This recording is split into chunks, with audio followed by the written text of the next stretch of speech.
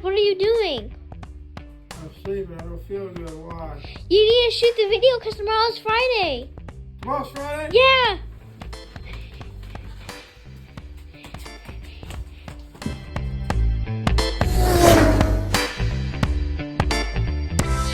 What's up, y'all? So in this video, there's supposed to be two separate videos, but I ended up putting them together. I had the flu. I felt like poo, but I did it for you. I'm putting out the content, so just bear with me. The GoPro died at the end of the video. I didn't realize it until the end of it. So just hang in there. We got a lot done in this video. Check it out. How you doing, YouTube? Today I'm gonna make a quick video on how to install the Beltec shackle mount, where your shackle hangers go, the mount on the truck. Watched a couple videos. I couldn't really find nothing that's too in-depth. So I'm gonna give you a quick rundown on what we gotta do to get the truck lowered. So when you buy, this is the kit we bought. There's the part number there. It's for a 96 Dodge Dakota. It's gonna come with your shackle mounts. These are what your shackles will go in. It's gonna come with your pinion shims and your leaf spring bolts. It's gonna come with all the hardware to install the mounts. It's gonna come with thorough instructions, new bump stops, cap screws, and a bunch of washers. Now, after you read through the instructions, you'll kind of get a good idea on what they want you to do. It's pretty self-explanatory. So I'm gonna show you on the truck here. Obviously, your truck's gonna look a little bit different when you go to do it.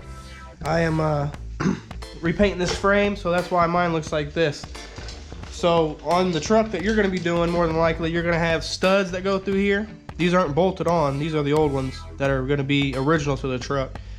These are riveted on with big old rivets. So what I do to get them off is I take a flap disc and grind the rivet head all the way off, and then take an air hammer and pound them out. An air hammer and pound them out.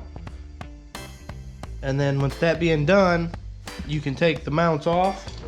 These mounts will come off, and then you'll have the holes there that are ready for the new ones. What I had to do is I had to step the holes down, or step them up actually to a 1/2 inch for my hardware to go through it. And then once you get them out, it will look like this.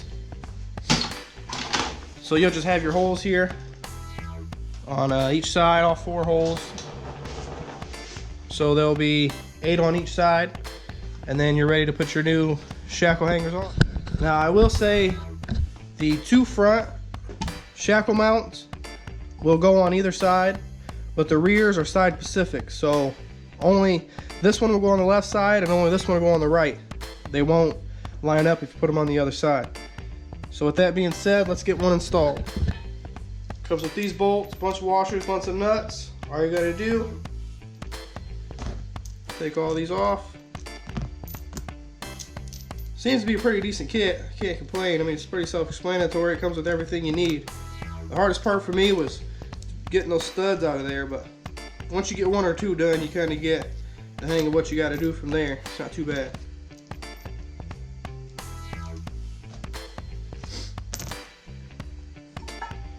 So you'll set it up here. As you can see, it lines up perfect with your holes that your original rivets were in.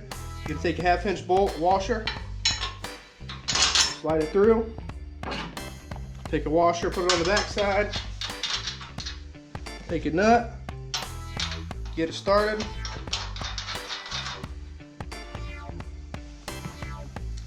And you're going to repeat that process for all 4 of them.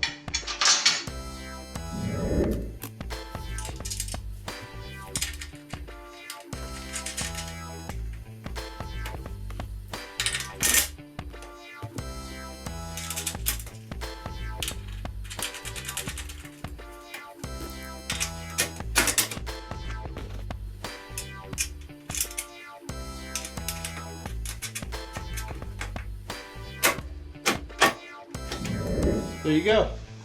Now we'll do this back one. And again, these rear ones, they are side specific, so the left won't go on the right and the right won't go on the left. Best thing to do is just line up your bolt holes and see what fits and which one don't. And that one fits. So it looks like part number 6574-020 is going to go on the driver's side. And you don't want to tighten any of this up until you got the leaf springs and everything back in there. And then in the kit or in the instructions, they do give you the torque specifications for this job.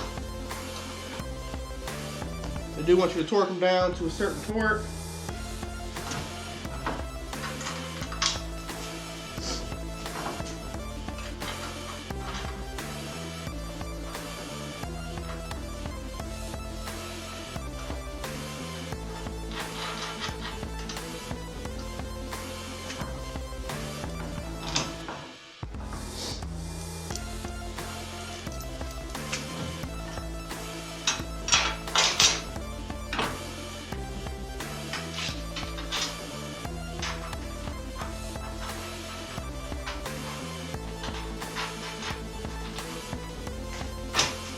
Then they will look like this once you get them on there. It should look something similar to that. Then those are what your leaf springs are going to run into. They do recommend using your stock leaf springs. I believe this is a 4-inch drop kit. And we also got the Bell-Tech drop shocks to go with it. You don't have to use those. You can use your stock ones if you want to. But it just makes it ride a little bit better. And from what I found, this is a pretty decent kit for the money. Like I said, here's the part number once again. Comes with your bump stops. You'll just put those in place of your old ones. Comes with all your hardware, your shackle hangers, instructions, 2-degree pinion shims. So you'll want to put those on your leaf springs and your leaf spring bolts, and pretty much everything you need. So I'm gonna get these installed and we'll come back to it.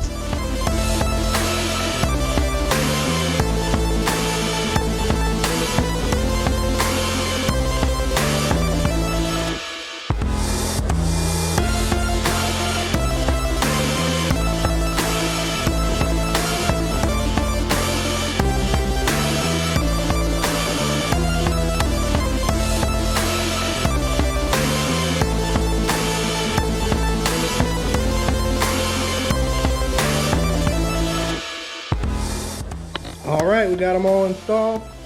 Got our hangers on there, got our mounts on, got the new bump stops on that come with the kit, got our rear hangers on.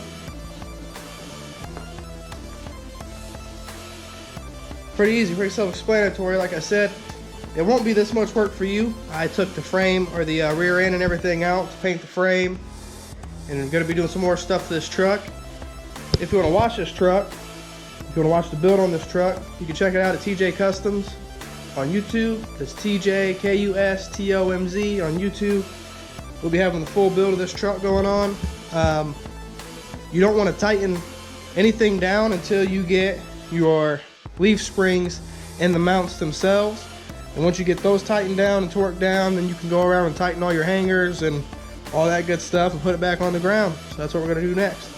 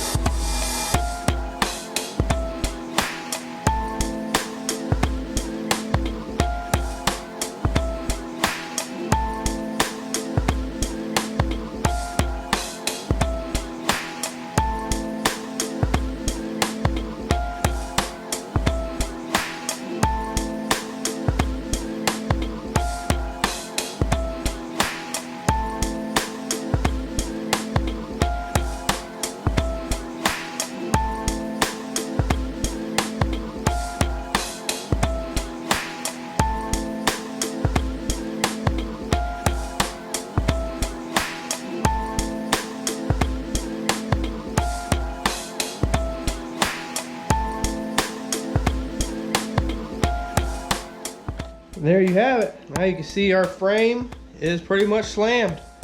Now at this point you would want to go through and tighten up all your hardware, tighten up your bolts, put in your pinion angle or your pinion shims, and do all that stuff. I'm not going to do that now because this is not the final assembly for me. I got to take the rear end back out so I can get it cleaned up, painted, and we got to do some gearing and some new axles in the rear end. But this is what your final product should look like.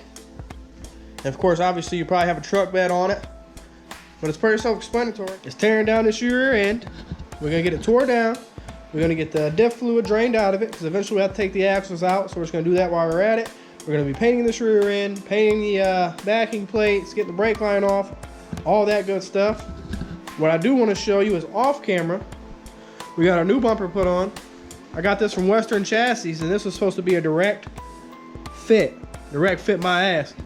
So what I had to do is drill holes in the original bumper plate that go to the bumper, and then drill new holes going to the frame and space it out on this side and this side.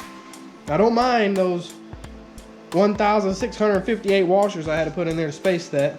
I'll end up making spacers eventually, it's not a big deal. As you see in the last video, we got our shackle mounts on, we got the bump stops on, we got the new cross member on, or not the new, but the painted cross member back on it. We got the exhaust hung back up. So let's get it going, y'all. Switch about.